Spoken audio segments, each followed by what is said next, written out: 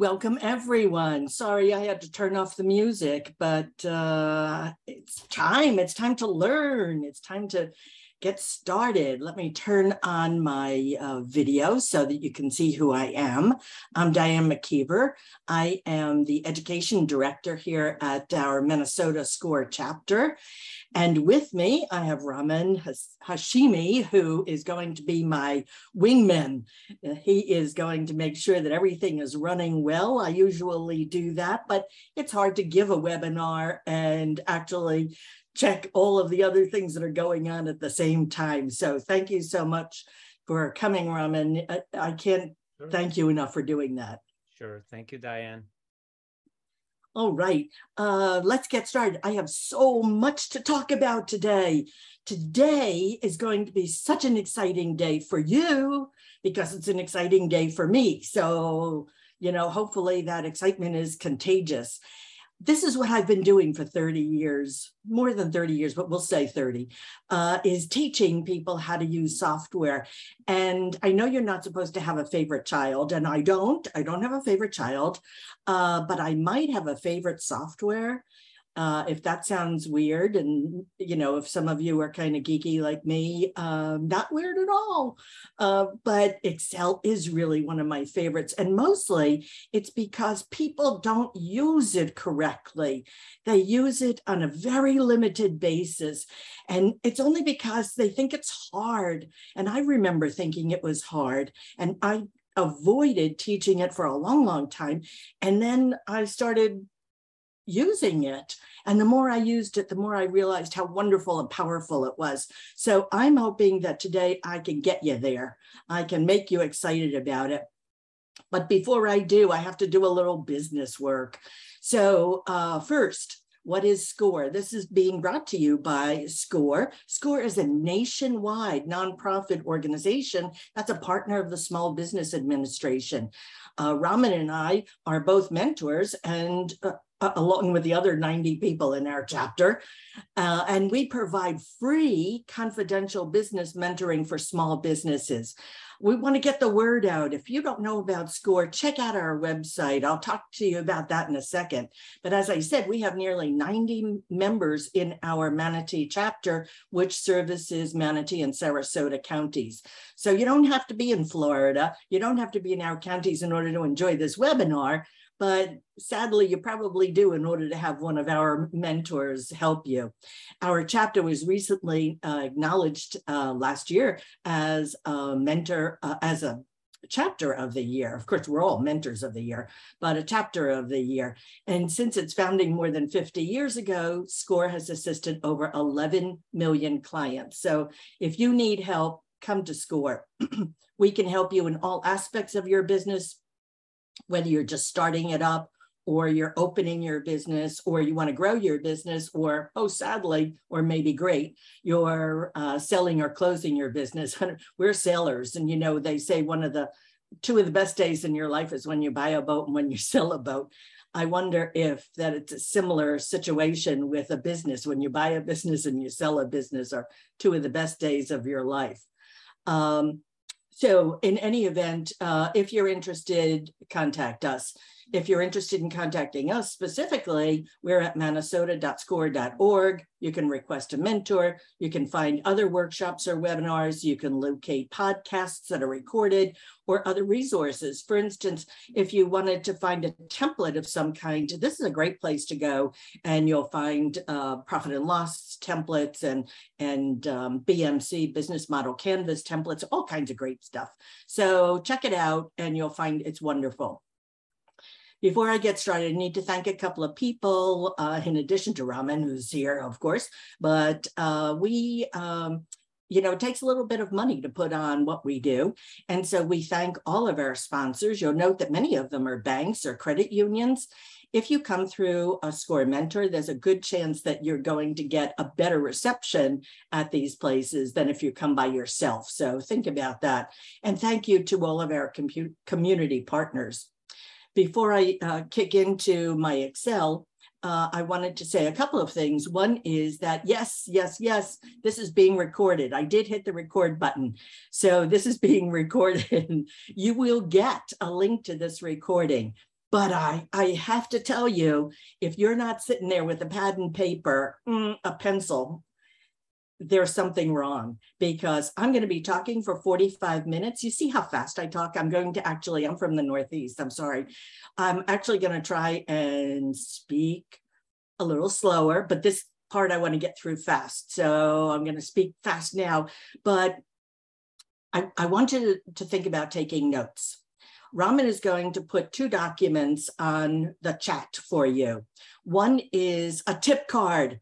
I put together a double-sided tip card. These are the tip cards that I used to give out when I was giving live webinars, and I want you to have it. You'll find that many of the things that I talk about are on there, but I can't guarantee everything because a lot of this is kind of freewheeling. So you never know what's going to come out of my mouth, as they say in the old country.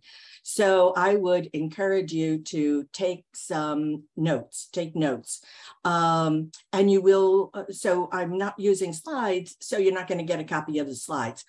Raman is also sending you the sample file that I'm using to demonstrate. So if you want to, you can use it to follow along. Or, you know what you could do is just put it in your folder. And when you get the link to the video, you can at that time open it up and sort of follow along and, you know, start and stop the video and work through it. So in any event, I hope that will help. Okay, I'm actually going to close this chat window because I find it distracting and I don't need distractions. So without further ado, we're getting into, I'm stopping sharing my screen. I'm going to open up my Excel file. Oh, this is so exciting. It's called Sample Files in One Workbook. Oh, isn't that a great name for it? Okay, so now let me go back and I will share that window. Sample files in one workbook. Share that. How does that look? Everybody see my my Excel? Is that looking good for you, Raman? Okay, yes, wonderful. Good. Okay, so it doesn't matter where you get your data from. When you download data, there's a good chance that that data is going to come as a comma separated file. You know, CSV is the common term for that. And the first thing that you want to do is you'll want to go to the file menu and you'll want to do a save as, because that then is going to allow you to change it from a comma separated value to an Excel workbook. So make sure it's an Excel workbook, give it the same name or different name, whatever you'd like. But that's a really important first step, because many of the things that we do today are not supported in comma separated values files. So if you even if you make those changes and you save them, the next time you come back, you may be very disappointed that they're not available to you. Excuse me. Not available to you because it's not supported by a CSV. So save it as a workbook. That's the very first thing. You'll often find that when you download files, whether it's from your money gathering business, your Square file, or whatever it is that you use to collect money, it will often come in and it will look like this, in that all of the columns are the same width. And of course, that's not going to work for us because we have data that's longer and shorter, and we need to adjust that. So there's a couple of ways of doing that. The very easiest is to select all first. And we can do that with a couple of alternatives. One is on your keyboard. You could hold down the Control key, or on the Mac, it's the Command key. You can hold that down and type the letter A for all, and ta-da, look what happens. All of your data is selected. Another thing that you can do is that you can move your mouse, and I'm going to zoom in. I am holding down the Control key, and look what happens when I use the Control key and my wheel, the wheel on my mouse, it zooms in, doesn't it? Isn't that a great thing? So you can see, I hope, on my screen, just above the number A, the Okay, it's either a number or a letter. Just above the number 1 and to the left of the letter A is this box. When I click in that box, that's a select all too. So that's an easy way of doing it, because most often, you know, my hand is on the mouse in any event. And so what I'm going to then do, y'all know about changing the width of the columns, that if I put my mouse on the vertical line between a column heading, I get this vertical line with a left-right arrow.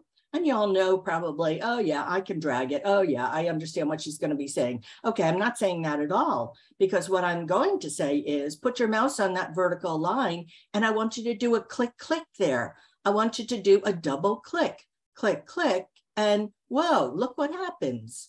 All of my columns, I'm going to zoom out so you can see this, all of my columns have brilliantly become the exact best fit based upon the information that's in them right now. I've also noticed that, oh, some of my rows are a little funky. Some of them are taller than others. So I'm going to do that again. I'm going to go back again to the upper left corner of my screen and put my mouse between any row number. You can see again how now I've got a horizontal line with a up-down arrow. And now I'm going to do a double click here, click, click, ta-da. Everything is exactly the right height.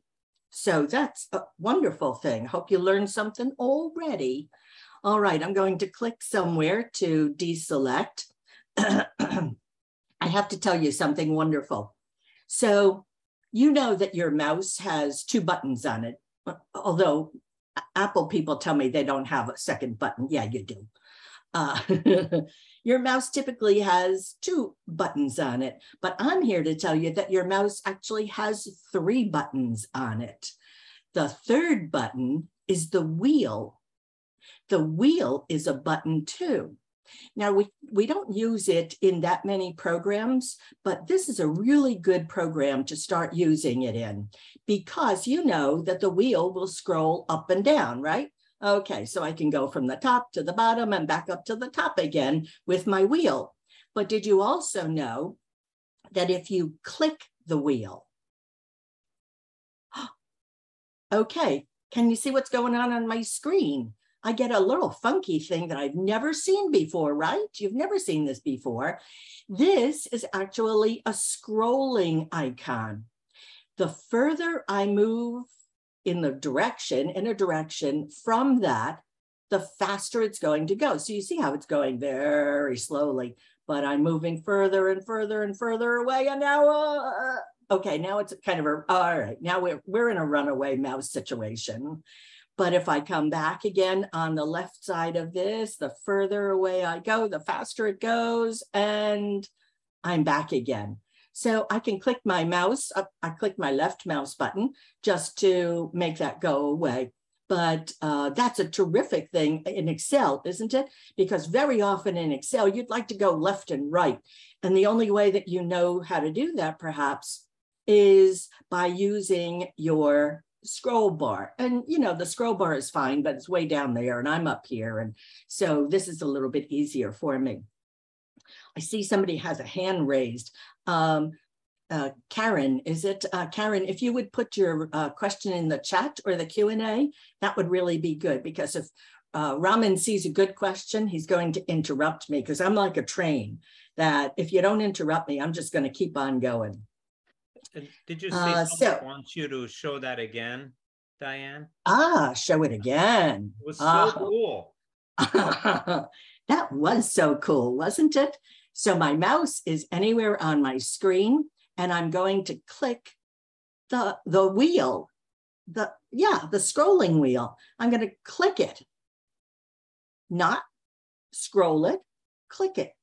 And now as I move my mouse to the right, I'm just to the right a little tiny bit. So it's going very slowly, but the further I move, the faster it goes. So you want to be a little careful about this, baby. It can get, it can get you into trouble. Not trouble. It can get you into New York when you're in Florida. When you want to go slowly, you'll want to control that a little bit better. I hope that helps. Oh, we've got 10 chats going on.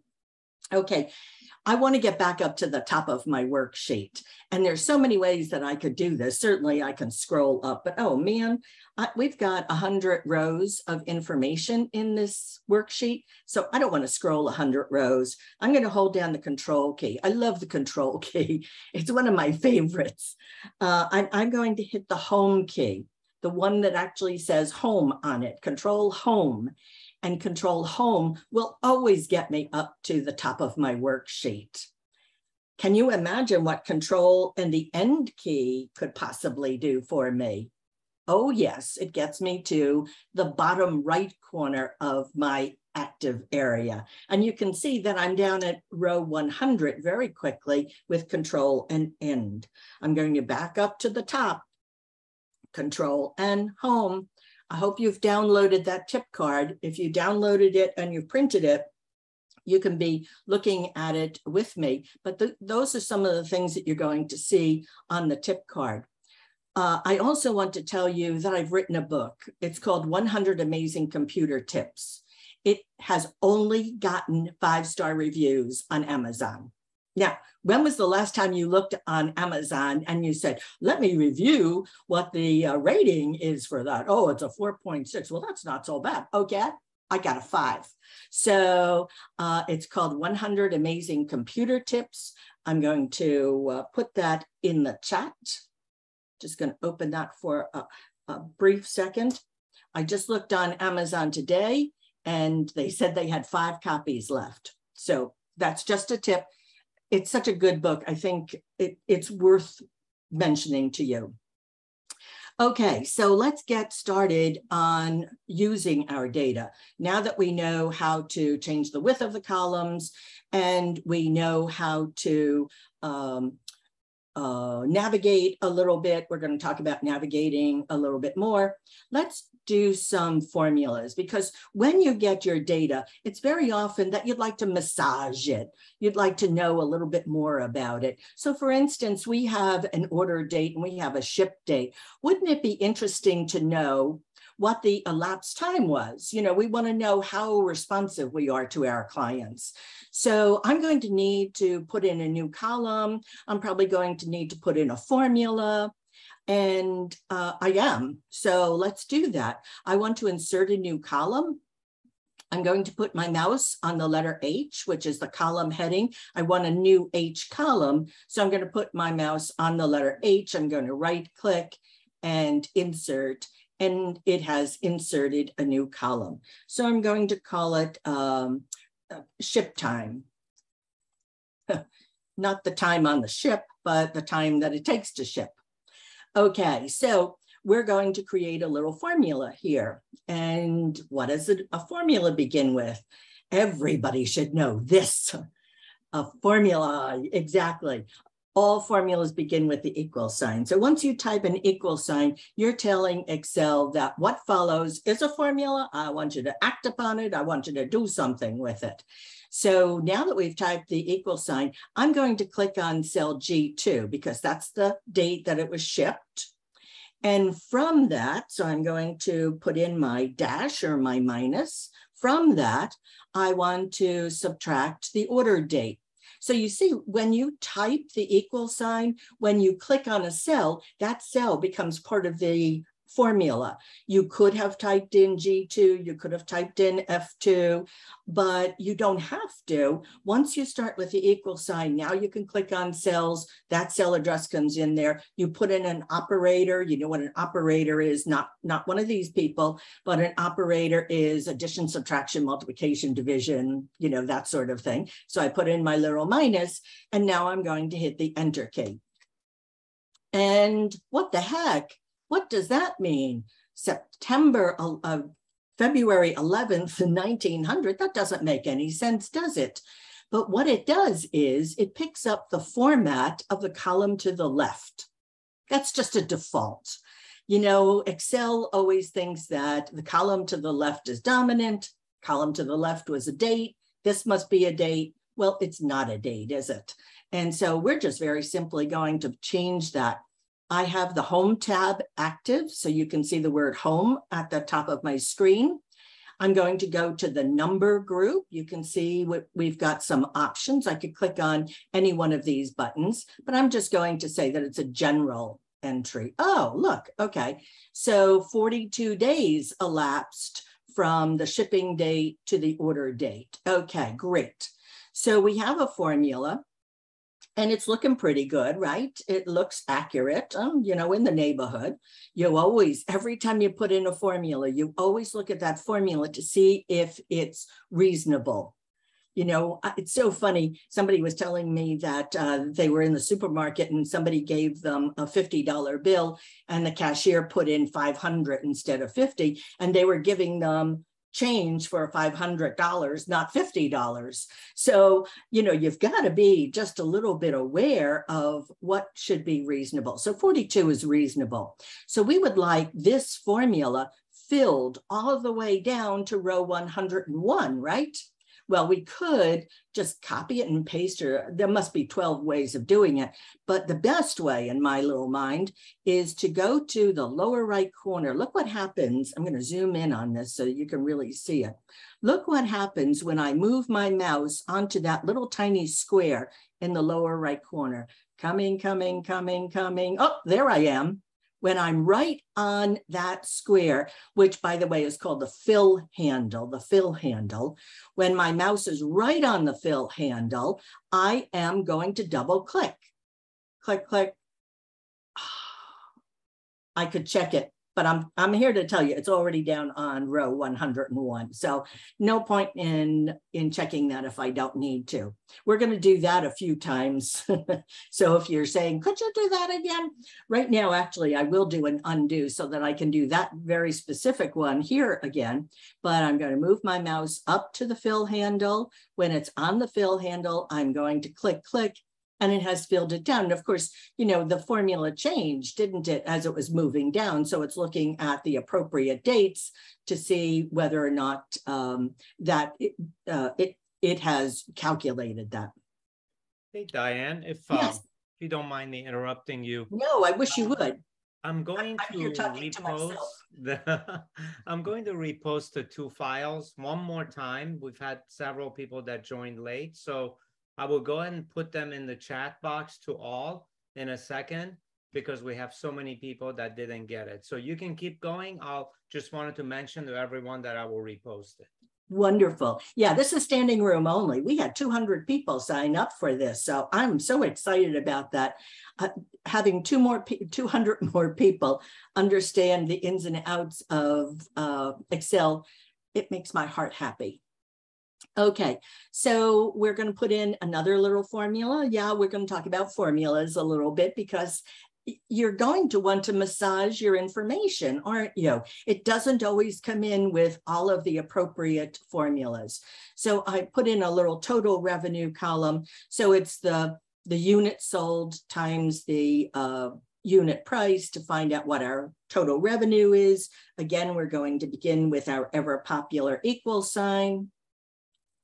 It is going to be our total units sold multiplied by, so you know that's the asterisk, the unit price.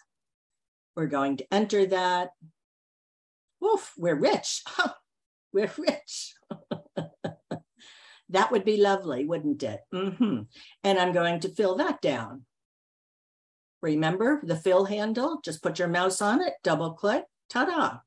The total cost is going to be the number of units that we sold plus the cost of them, right? So this is an equal sign. It equals the unit cost. And it doesn't really matter whether I do the unit sold times the unit cost or the unit cost times the unit sold. They're the same, basically. Doesn't matter as long as I get them both in this formula and enter it. Okay, this time I'm not going to fill it down, and I'll show you why in a second. And so profit. So if I know what my revenue is and I know what my costs are, I can find out what my profit is, right? So I'm going to put in another formula. It equals, fortunately, it's a big number. And from that, I'm going to subtract this total cost and enter that. And so I'm making a nice profit on that particular sale. Now, the reason I didn't fill it down for total cost is that I'm going to highlight both of these at the same time and then double click on the fill handle. So it's not just that I can only do one column at a time. If I had a whole bunch of formulas that I wanted to fill in, that I wanted to create and fill down, I can do that. There's the ever popular, or never popular pound sign. Oh my gosh. That just means that the number in that cell exceeds the width of the column. So I'm going to make sure both of these columns are selected. I'm going to double click on my little vertical line. Remember how we did that before to change the column width? I'm going to undo that. I highlighted both of these columns, put my mouse on the vertical line, did a little click action. And now both of those columns are the best fit based upon the information that's in them.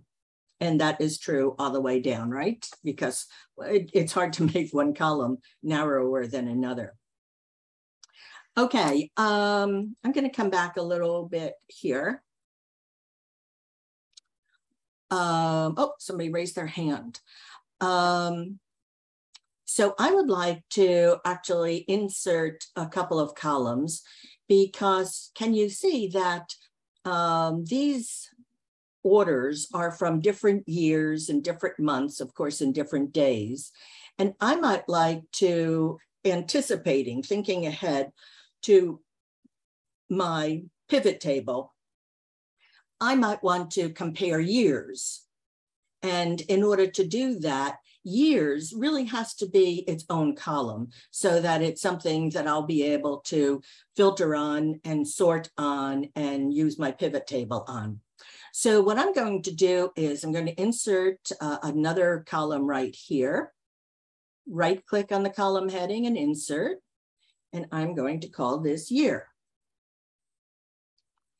Okay, there are people in this world, and thankfully none of them are here, who would go through and type in 2014, enter, 2012, enter. Oh no, there is a formula that's going to allow us to do that, right? Oh yes. Now this, actually, I said a formula, but it's actually a function.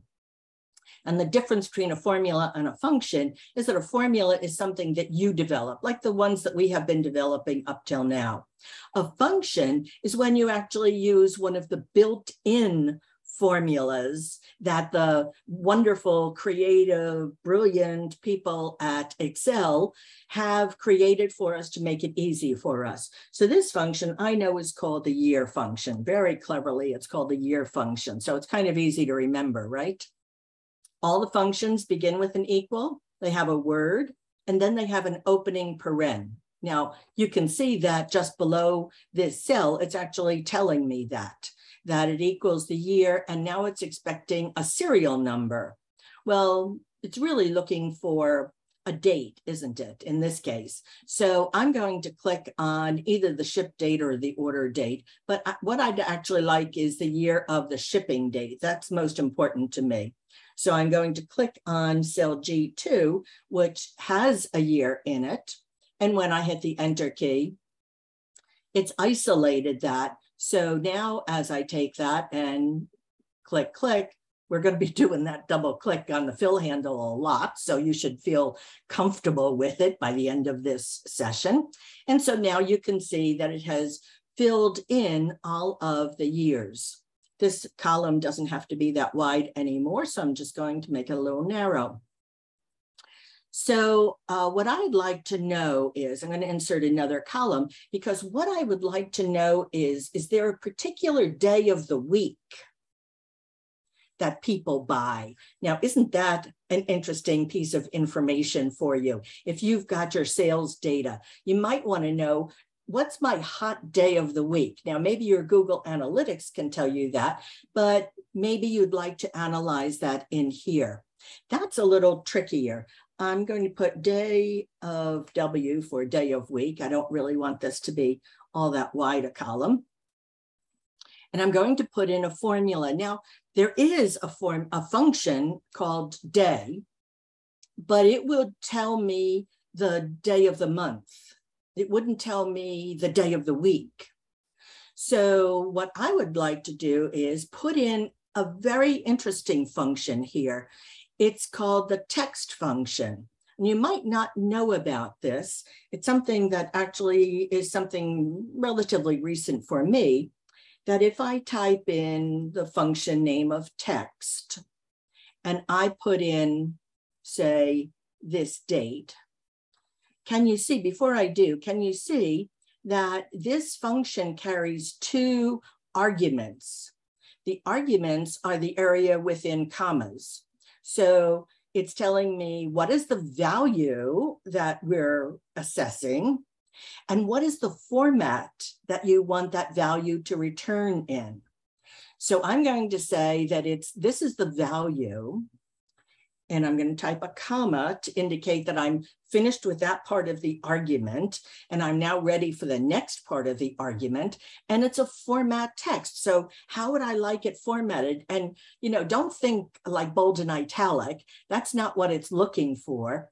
What it's actually looking for is whether it should put in a 3-letter designation for the day of the week, or the full designation. Do you want it to say Monday, or would it be sufficient to say MON? So I'm going to put in 3 Ds. I know this is very odd, isn't it? D, D, D. That is telling it, put in a 3-letter designation for the day of the week for this particular day. Oh, whoa. Oh, you know what? Oh, the mommy forgot something. Oh, that's very good.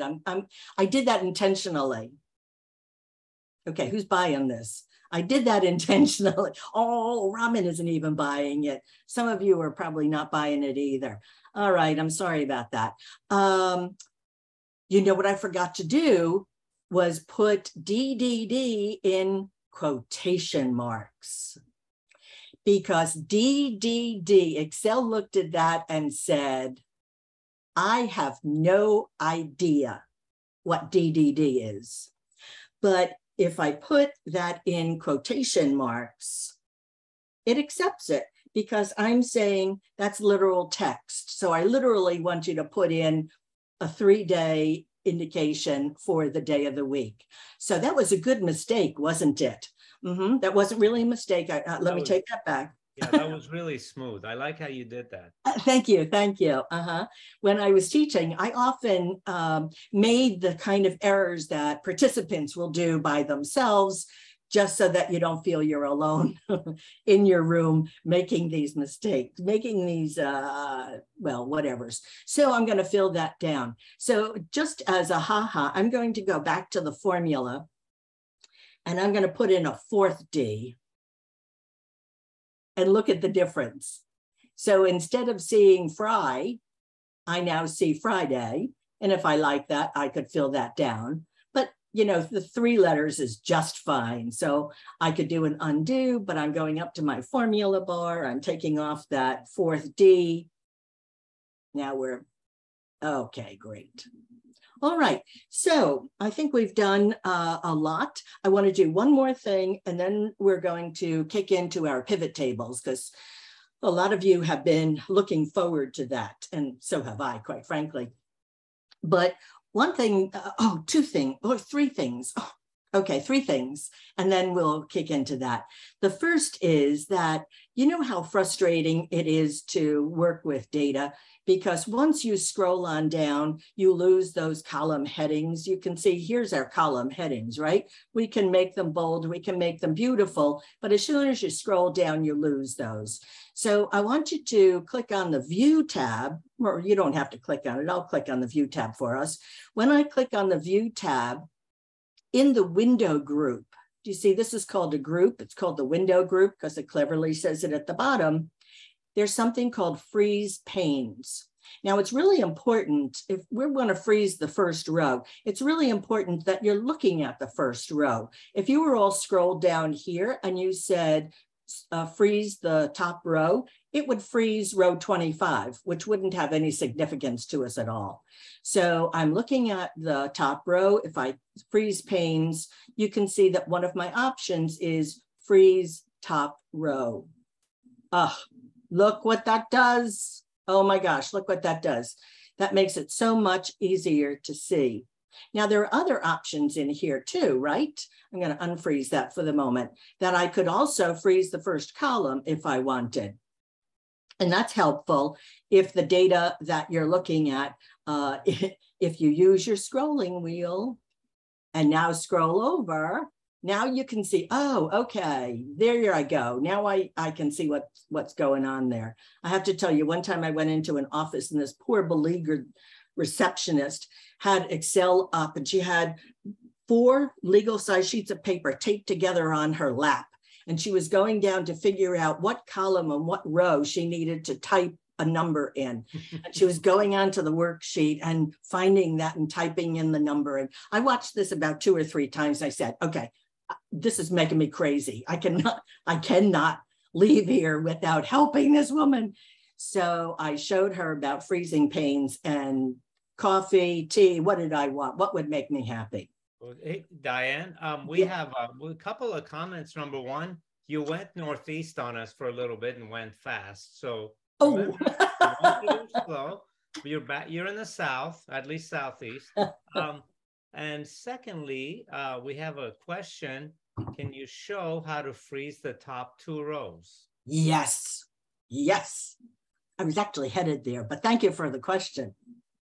So let me unfreeze this. So it's not enough that you want to freeze the first row. And I know why you're asking that question. I should admonish you because I suspect that what you're doing is putting a heading in 2 cells and not actually allowing the text to wrap in the cell, but I'm not here to talk about wrapping text today, so I won't admonish you about it, but I know exactly what you're asking. So there's a third alternative. We can freeze panes or freeze the top row or the first column. Okay, the second and third are pretty obvious to you now, right?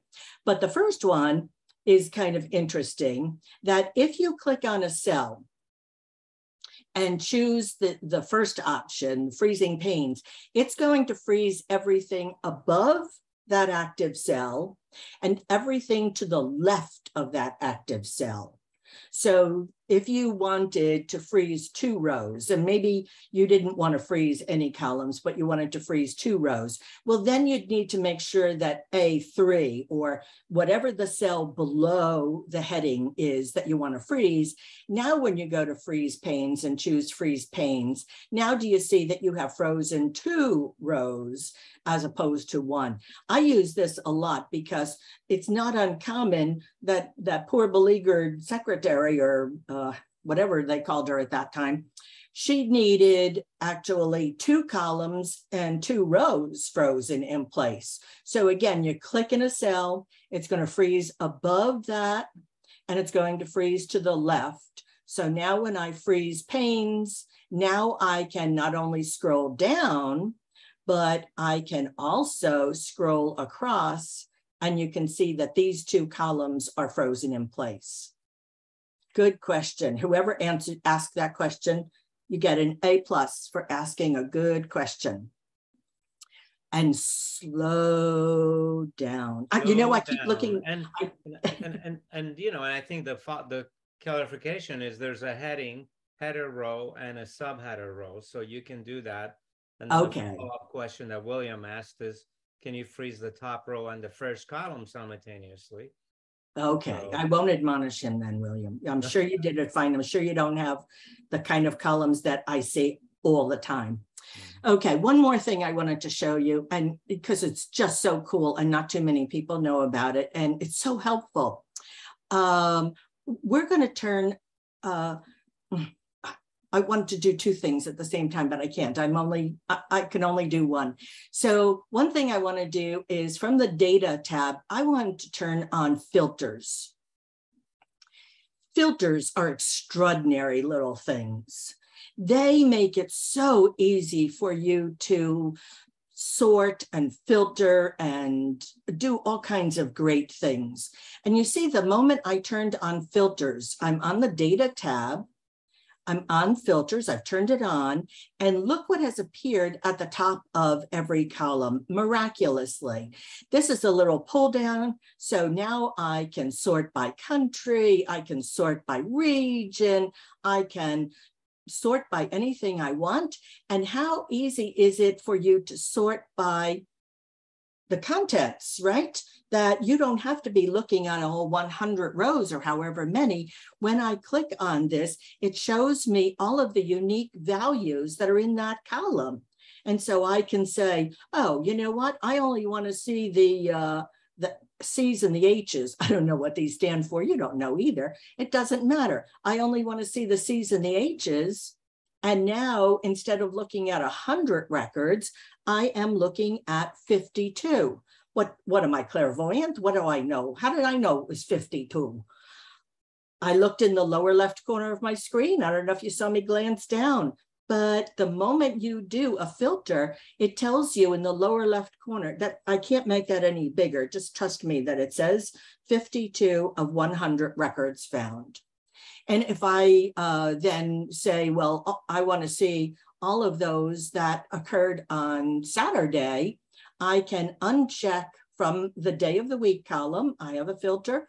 You see all the unique values. I can uncheck select all because I don't want them all. I just really want the Saturday ones. Oops, maybe there are no Saturdays. Oh, no, there are. Okay, there are 13 records that are both C and H and on Saturday. So again, it tells me that in the lower left corner, but filters are great. I'm going to clear the filter. I can clear it from one column at a time. Again, that's all in the pull down menu. I just wanted to introduce the idea of filters to you. Play with it, play with it, play with it. You're gonna love it. Slow my voice down. Okay, I'm gonna clear the filters. I don't need any of them. I'm just gonna click on clear and it's out. The other thing that I wanted to show you, and I think this truly is the last thing before we get into pivot tables, is conditional formatting. This is so hot. Oh my gosh, it's so hot. You're not going to believe it.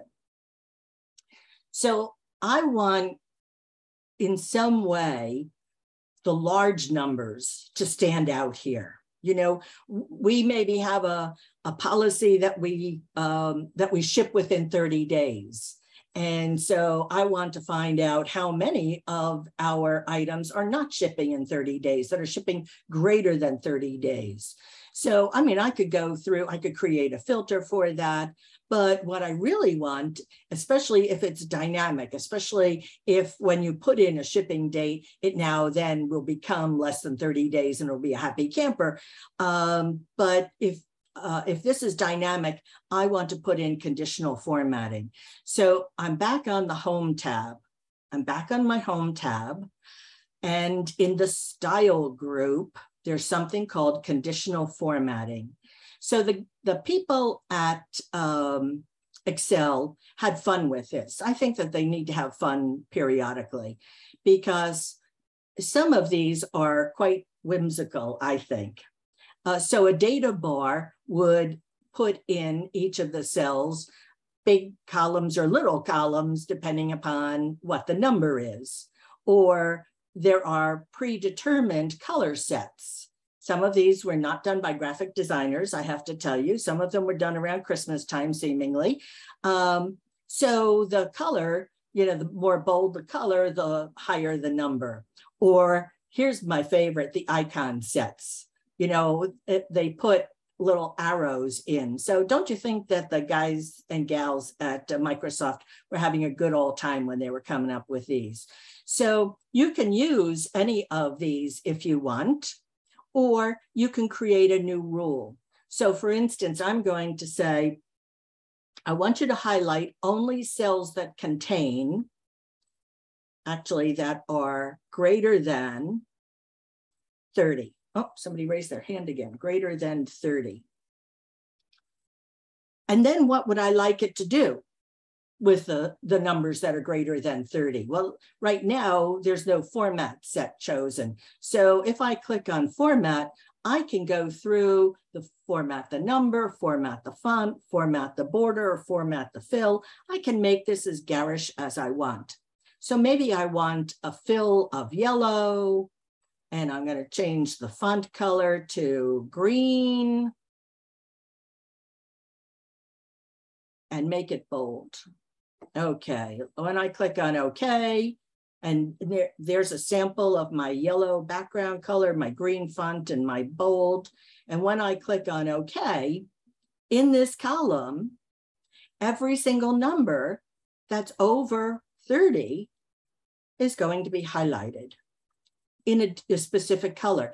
But suppose I come in and I change this. I say it's actually not the 11th, but the 1st. Would that be enough? No.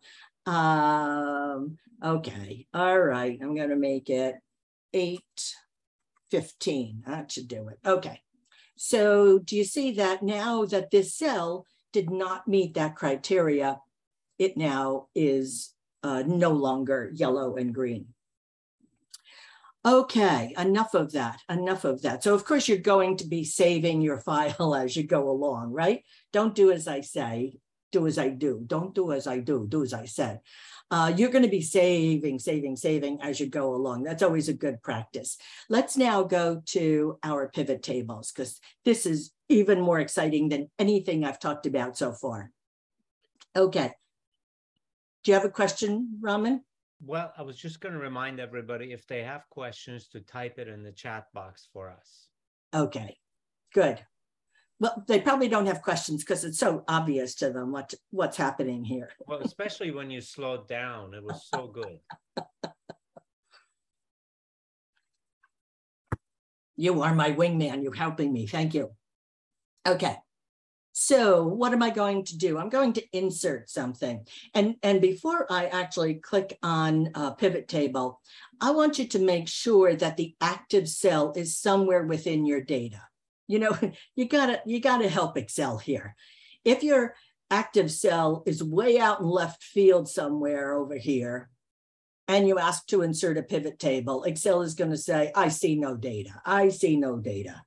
So we're going to come on over into our data. And it doesn't matter how our data is filtered or sorted. It doesn't make any difference at all when you're going to do a pivot table. So from the Insert tab, I'm going to click on Pivot Table. It's going to tell me or ask me, is it coming from this sheet, the sales record sheet? Is it coming from cell A1 through cell Q101? Yeah, that looks great. And where would I like this pivot table to be placed? I always like it on a new worksheet. Pivot tables are so complex. Don't muck up your existing worksheet with them. Okay, so let's say okay. And they cleverly have, in fact, given us a new sheet, which is called Sheet 1 right now, right? I'm going to double click on that because I want to rename this. So I'll call it Sales PT for Pivot Table. I'll know what that means, right? And this is my pivot table area, but way over here on the left side of my screen is my pivot table, are my pivot table fields. So you see region and country and item type and so forth. These are the same column headings that we have in our data. So it automatically brought those along. And then you can see there's a box of 4 down here in the lower right side of my screen. One is called filters, one is called columns, one is rows, and one is values. So basically it's saying, which of these fields would you like in the row area, the horizontal area? Which of these would you like in the columns? And what is it that you're going to be assessing? Okay, so let's say that we wanted to put region in, that was important.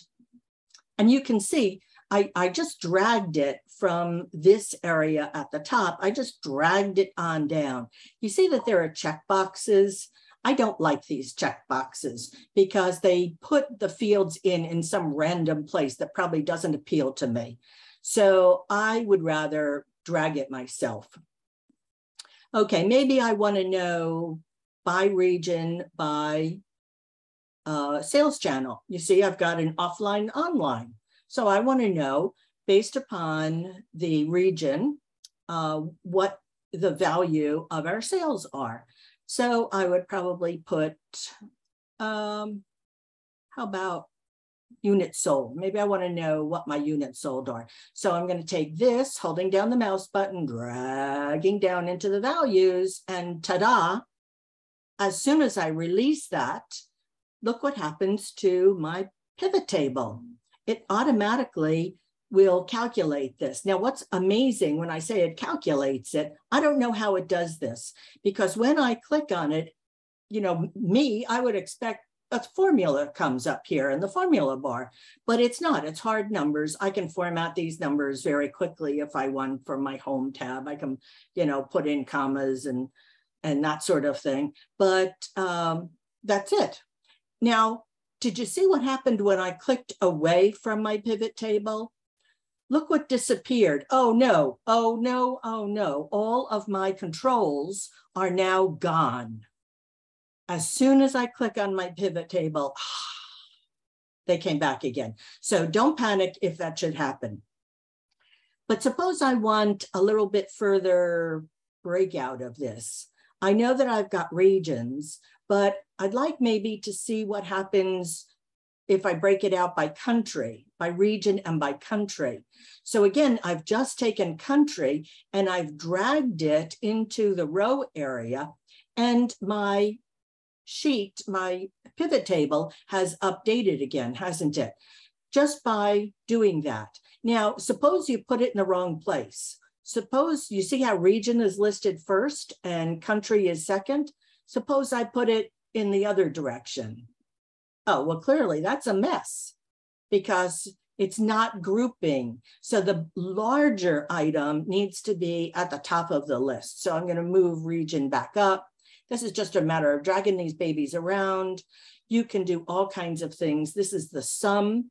You see how it's the sum of the units sold? That's the assumption, is that you want the sum of the units sold.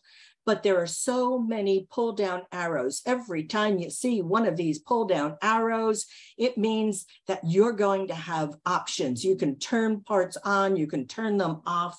Do you see the little dashes next to, let me zoom in. Do you see these little dashes next to Asia and Australia? If you click on those, it collapses. This is an outline. It will collapse that information or expand that information. If you don't want the sum of the units sold, that too is a pull down menu. I'm down now in the lower right corner of your screen. I hope I didn't lose you. But down here in the lower right corner, it's called value field settings, because this is where I can say I want the average of those, or I want the highest number or the lowest number or the count of them. Any of these, I'll put it on average for the moment. And it has changed my pivot table. I think I talked a lot. It has changed the pivot table now so that it's showing me the average of the units sold. This is just amazing. Now, the one caveat about pivot tables is that if you change the data, if I were to go back to the sales record sheet and I changed any of the numbers, modified them, when I came back to my pivot table, it would not be reflected in here because there are no formulas. So this was the number at that moment in time, but it's not uncommon that you're going to be making those changes. So you just click anywhere in your pivot table. We have a pivot table menu at the top of your screen. And what we're going to do is there's a lovely button here in the data area called refresh.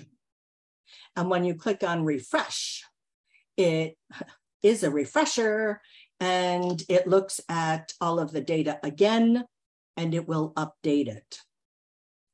Okay. I'll say two more things, but it would probably wind up being 5. I know I'm out of time, but I want to show you a quickie that this is just a fun thing, that if I right mouse click on a tab one of the fun things that I can do is I can change the color of the sheet tab. So now I've got both of my sales in green, to make it a little bit easier for me to understand what's related to what. And of course, I'm just going to move that sheet around because I always like the data first and the pivot table next, which is not the way Excel does it or Microsoft does it. Okay, Raman, do we have any questions? No, since you slowed down, we've really slowed down in questions too. I do want to mention, in terms of the recording, it will be available afterwards. So if Diane spoke too fast, you can listen to it over and over again. I think, so we have a couple of comments about pivot tables. Obviously, those are a little bit more complex. So Karen said she needs a tutorial on pivot tables. Right. I could do a whole session on pivot tables, but I didn't know if there was an interest in that, and I might float that out. I am the education chair, so I get to do whatever I want. Yeah, based on the comments I see here, it would be great if you do that and spend some time on pivot tables in a session. Yeah, because they're just so powerful, and pivot charts too are very interesting, which they're the graphs that come as a result of a pivot table, and you can do much the same but in a graphical way, right? Interface, so that, because people, most people look at numbers and say, I don't understand that. Mm-hmm. Is that that's a big number, that's a little number, other than that I don't know what they're talking about. So that I would love to do that. I would love to do one just on pivot tables. I think that's a good comment. Yeah, I've seen at least 10 people that said they would come, and I will come, so that's 11. So I think that would be good, and we can focus on it. And everyone has really enjoyed your presentation. I've seen a lot of positive comments, Diane, come through. Wonderful. So in addition to the video, a link to the video, I'll have our admin also send you the Excel file and my tip card file. So you're going to get 3 things. Look for 3 things in that.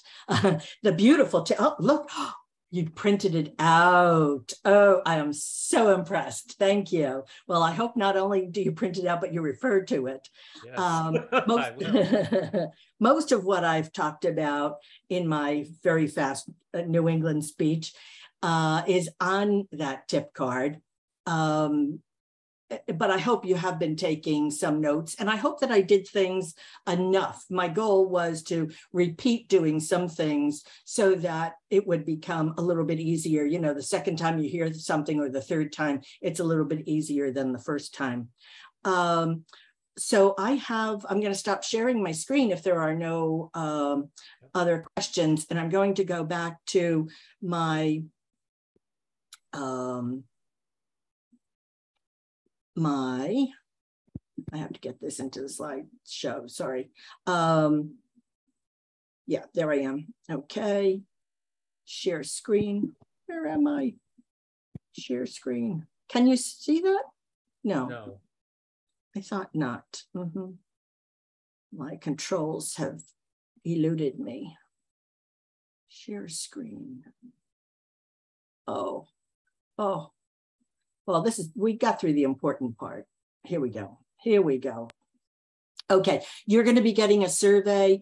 It'd be really great and helpful to me. That's where you have an opportunity to say, pivot tables, give me a workshop on pivot tables.